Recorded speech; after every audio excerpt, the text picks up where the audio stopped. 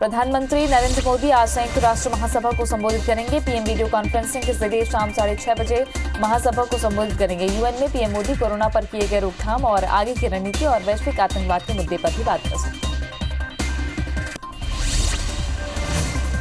संयुक्त राष्ट्र महासभा में भारत के प्रतिनिधि ने पाकिस्तान के पीएम इमरान खान का संबोधन शुरू होते ही महासभा से वॉकआउट कर दिया।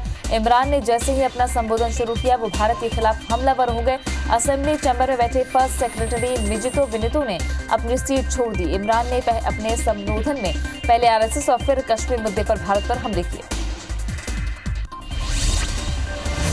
ड्रग केस में आज एनसीबी की टीम अभिनेत्री दीपिका पादुकोण से पूछताछ करेगी। बता दें कि दीपिका पर ड्रग्स लेने का आरोप है और बताया जा रहा है कि ड्रग्स केस में गिरफ्तार रिया चक्रवर्ती ने पूछताछ में कई एक्ट्रेस के नाम दिए। ड्रग केस में आज एनसीबी सारा अली खान और श्रद्धा कपूर से भी पूछताछ करेगी। एनसीबी ने दोनों अभिनेत्री को दीपिका के साथ समन जारी किया था। एनसीबी की पूछताछ में दोनों अभिनेत्री बॉलीवुड में ड्रग को लेकर बड़ा खुलासा कर सकते हैं। करण जौहर ने क्षितिज रवि प्रसाद और उनके घर हुई पार्टी को लेकर एक बयान जारी किया। उन्होंने कहा कि मेरे बारे में भ्रमित करने वाली रिपोर्टिंग हो रही है कि 28 जुलाई 2019 को मेरे घर हुई पार्टी में ड्रग्स का सेवन हुआ। मैं इसके बारे में 2019 में ही कह चुका हूं कि ये सभी आरोप झूठे हैं। मैं फिर से कहना चाहूंगा कि मैं ना तो ड्रग्स लेता हूं और न ही इस तरह की किसी भी चीज के सेवन को बढ़ावा देता हूं। बिहार विधानसभा चुनाव को लेकर निर्वाचन आयोग ने तारीखों का ऐलान कर दिया है। बिहार में चुनाव 3 चरणों में होंगे। पहले चरण का चुनाव 28 अक्टूबर, दूसरा 13 नवंबर और तीसरा चरण का चुनाव 7 नवंबर को होगा। चुनाव के नतीजे 10 नवंबर को जारी होंगे। आज दिल्ली में प्रेस कॉन्फ्रेंस के माध्यम से मुख्य निर्वाचन आयुक्त सुनील अरोड़ा ने ये जानकारी दी है। देश में उपचुनाव को लेकर 29 सितंबर को घोषणा हो सकती है। दिल्ली में प्रेस कॉन्फ्रेंस में चुनाव आयोग ने बताया कि उपचुनाव को लेकर 29 सितंबर को बैठक होगी, जिसके बाद इस पर फैसला लिया जाएगा। बता दें कि मध्य प्रदेश में 28 सीटों और छत्तीसगढ़ में 1 सीट पर उपचुनाव होगा। दुबई इंटरनेशनल स्टेडियम में खेले गए आईपीएल के 7वें मुकाबले में दिल्ली कैपिटल्स ने चेन्नई सुपर किंग्स को 44 रनों से हरा दिया। टॉस हारकर पहले बल्लेबाजी करने उतरी दिल्ली कैपिटल्स ने 20 ओवर में 3 विकेट खोकर 175 रन बनाए।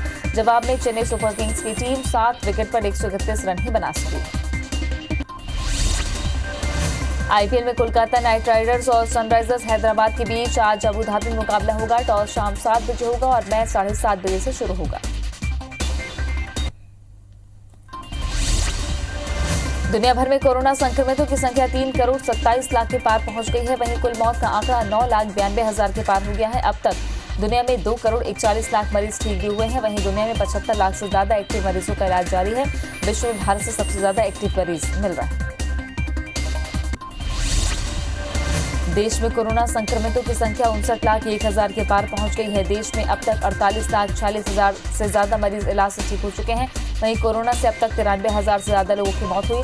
भारत में कोरोना के एक्टिव केस 9,61,000 के पार पहुंच गए हैं। पिछले 24 घंटे में रिकॉर्ड 85,000 से ज्यादा मरीज सामने आए। मध्य प्रदेश में कोरोना के 2227 नए केस मिलने से संक्रमितों की संख्या 1,17,000 के पार हो गई। प्रदेश में एक दिन में 30 मौत से कुल आंकड़ा 2152 हो गया है। वहीं प्रदेश में एक दिन में 2743 मरीज स्वस्थ हुए। अभी राज्य में 22,198 एक्टिव मरीजों का इलाज जारी है।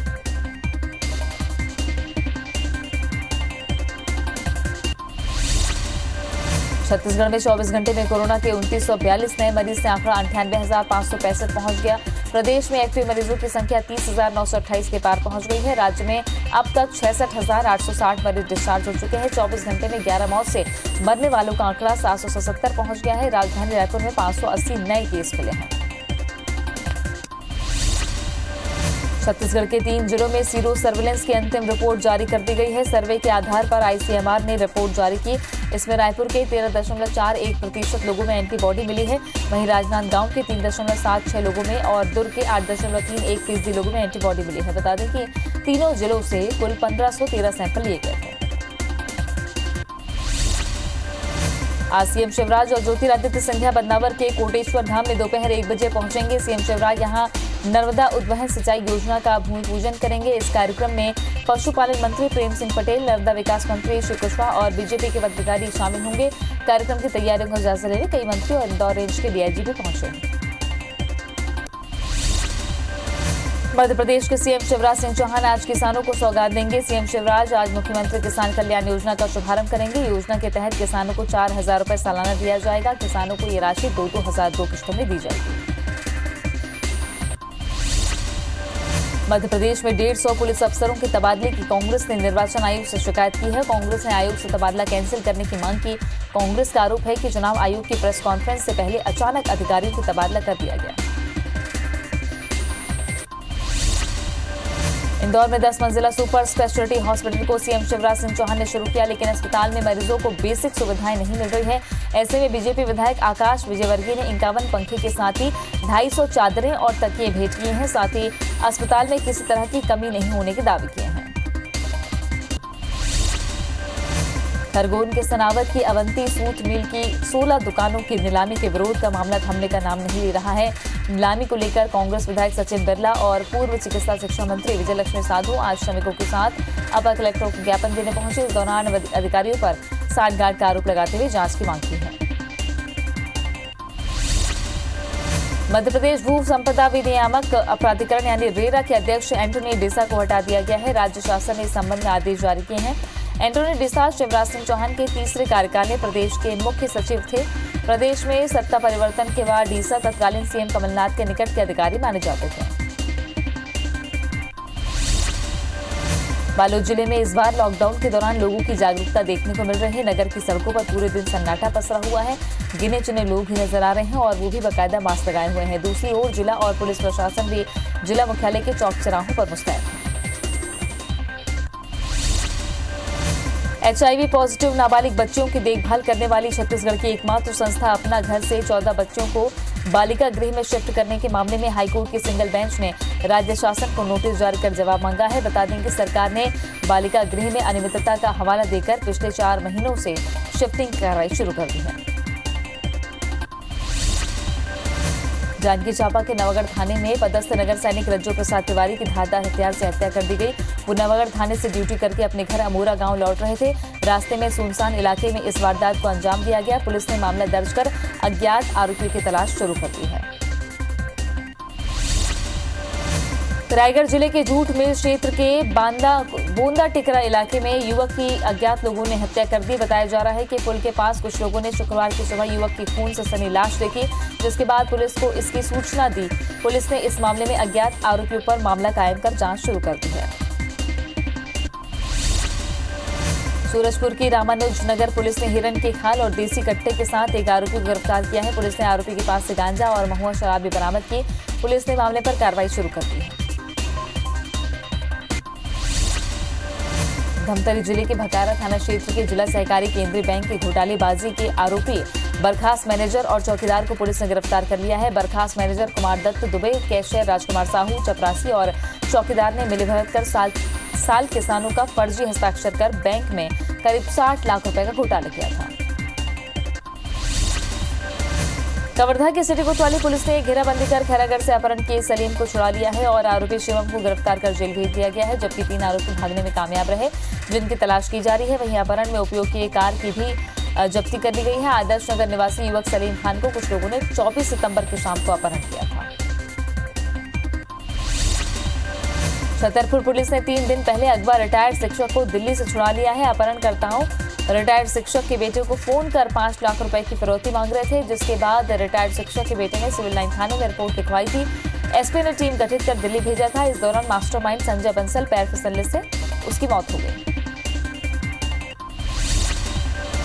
दमोह पुलिस ने कछियाना मोहल्ला में संचालित अवैध हथियारों की फैक्ट्री पर छापामार कार्रवाई करते हुए 3 आरोपियों को गिरफ्तार किया है। वहीं एक आरोपी मौके से बचकर फरार हो गया। पुलिस ने मौके से 16 कट्टे और 10 जिंदा कारतूस बरामद किए।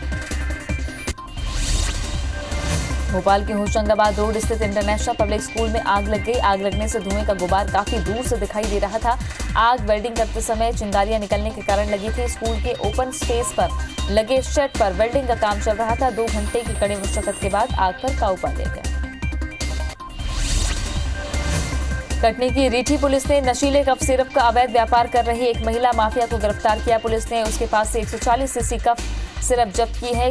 कोडीन युक्त सिरप की कुल कीमत 21,000 रुपए बताई जा रही है। पुलिस ने आरोपी महिला से पूछताछ शुरू कर दी है। बलरामपुर जिले के विजयनगर में सरकारी जमीन में कब्जे को लेकर 2 पक्षों में हुए खूनी संघर्ष के मामले में पुलिस ने 13 लोगों के खिलाफ अपराध पंजीबद्ध किया है और 8 लोगों की गिरफ्तारी कर ली है। मारपीट का ये मामला 3 दिन पुराना है।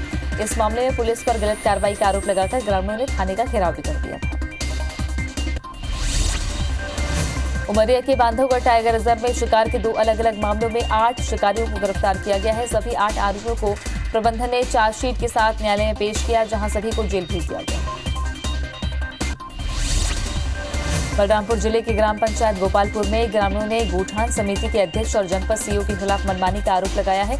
उन्होंने कहा कि किसान ट्रैक्टर में गोबर भरकर लाते हैं, लेकिन उन्हें बाहर ही खड़ा कर दिया जा रहा है और अंदर नहीं जाने दिया जा रहा। इससे उनका गोबर बिक नहीं पा रहा है, जिससे वो परेशान है। सिवनी में आरटीओ चेकपोस्ट बनाकर वाहनों से खुलेआम अवैध वसूली किए जाने का मामला सामने आया है। मामला लखनादौन से मंडला स्टेट हाईवे नंबर 40 का है। वहीं वाहन चालकों का आरोप है कि उनके पास वाहन और सामान से संबंधित सभी दस्तावेज होने के बावजूद भी आरटीओ चेकिंग पोस्ट नाके पर रिश्वत ली जा रही है। इंदौर क्राइम ब्रांच और खाद्य विभाग की संयुक्त टीम ने केमिकल का इस्तेमाल कर नकली घी बनाने वाले कारखाने पर दबिश दी और 500 लीटर नकली घी बरामद किया। नकली घी को ब्रांडेड कंपनी के नाम से पैकेजिंग कर मार्केट में 300 रुपए में बेचा जाता था। वहीं मौके से संचालक आरोपी अशरफ को गिरफ्तार किया गया है। नकली घी बनाने और बेचने वाले गिरोह के दूसरे सदस्यों को तलाश की जा रही है। विदिशा जिला अस्पताल में रात में 92 वर्षीय बुजुर्ग ऑक्सीजन मास्क समेत बेड से गिरकर रात भर जमीन पर पड़ा रहा। सुबह में परिजन ने जब जमकर हंगामा किया तो आनन फानन में स्वीपर और गार्ड ने बिना पीपीई किट पहने ही बिस्तर पर लेटा दिया। मामले में 2 नर्स सस्पेंड की गई है। जबलपुर के शहरी सामुदायिक स्वास्थ्य केंद्र माढ़ोताल में युवक कांग्रेस कार्यकर्ताओं ने प्रदर्शन किया। युवक कांग्रेस के कार्यकर्ता सामुदायिक केंद्र में कोरोना मरीजों को भर्ती करने की मांग कर रहे थे। इस दौरान कार्यकर्ताओं का हौसला बढ़ाने विधायक विनय सक्सेना भी पहुंचे। विंध्याचल के कांग्रेस नेता श्रीकांत चतुर्वेदी बीजेपी में शामिल हो गए हैं। सीएम शिवराज और ज्योतिरादित्य सिंधिया ने श्रीकांत चतुर्वेदी को सदस्यता दिलाई। श्रीकांत चतुर्वेदी सन 2018 में मैहर से कांग्रेस के विधानसभा उम्मीदवार थे। चतुर्वेदी ने मुख्यमंत्री निवास में बीजेपी की विधिवत सदस्यता ग्रहण की। अमित जोगी ने बिजली आपूर्ति के लिए जारी आमरण अनशन को खत्म कर दिया है। अमित ने विधायक रेणु जोगी के हाथों से जूस पीकर अनशन खत्म किया। उनकी मांग पर मरवाही को मनेंद्रगढ़ फीडर से जोड़ दिया गया है। इसके लिए अमित जोगी ने सीएम भूपेश बघेल को धन्यवाद ज्ञापित किया। छत्तीसगढ़ में नक्सली घटनाओं को लेकर बीजेपी नेता बृजमोहन अग्रवाल ने छत्तीसगढ़ सरकार पर निशाना साधा है। अग्रवाल ने कहा कि कांग्रेस सरकार आते ही नक्सली हावी हो गए हैं। कांग्रेस सरकार को आदिवासी जनता की हत्या के दोषी है। वहीं कांग्रेस ने बीजेपी को 15 साल का कार्यकाल याद दिलाते हुए पलटवार किया। मरवाही नगर पंचायत को लेकर राज्यपाल और सरकार आमने सामने आ गए हैं। अधिसूचित क्षेत्रों में नगरीय निकाय के गठन को लेकर राजभवन में 29 सितंबर को अहम बैठक रखी गई है। कांग्रेस और बीजेपी में भी इस विषय पर जुबानी जंग छिड़ गई है। देवास में ऑनलाइन पढ़ाई के नाम पर स्कूल संचालकों की मनमानी को लेकर छात्र संगठनों की शिकायत पर मंत्री उषा ठाकुर ने विवादित बयान दिया है। उन्होंने कहा कि वो प्राइवेट स्कूल क्यों जाते हैं, शासकीय स्कूलों में जाओगे तो खुद ब खुद उनकी दुकानदारी बंद हो जाएगी। छत्तीसगढ़ के बीजेपी सांसदों ने स्वास्थ्य मंत्री को पत्र लिखा है। सांसदों ने संविदा एनएचएम कर्मियों के संविलियन का आग्रह किया।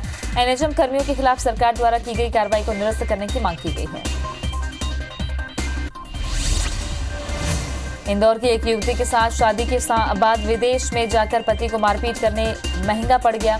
नीदरलैंड में रहने वाले पति के खिलाफ लगाई गई तलाक की याचिका पर फैमिली कोर्ट ने अपना फैसला सुना दिया है। कोर्ट ने पत्नी को तलाक दे दिया है। पत्नी के मुताबिक उसका पति उसे अक्सर मारपीट करता था, जिससे वो तंग आ गई थी।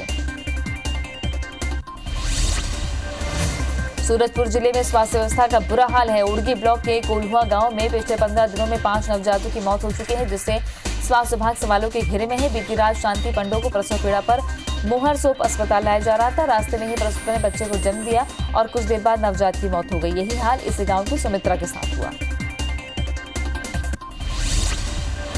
खरगोन जिले के मेनगांव थाना क्षेत्र की महिला पटवारी के साथ अघावन गांव के सरपंच प्रतिनिधि ने दुर्व्यवहार कर दिया। पटवारी का मोबाइल छीन कर तोड़ने की भी कोशिश की गई। पीड़ित महिला पटवारी सीएम किसान कल्याण योजना के तहत किसानों की एंट्री कराने पहुंची थी। शिकायत के बाद एसडीएम ने संबंधित व्यक्ति के खिलाफ कार्रवाई का आश्वासन दिया है। भिंड में एक सब इंस्पेक्टर को अपना सिंघम अवतार सोशल मीडिया पर वायरल करना भारी पड़ गया। सोशल मीडिया पर खुद की छवि सिंघम दिखाने पर एसपी ने सब इंस्पेक्टर को आईजी ऑफिस में अटैच कर दिया है। दरअसल सब इंस्पेक्टर अनिल गुर्जर ने खुद को सिंघम अवतार में दिखाते हुए एक वीडियो सॉन्ग बनवाया था।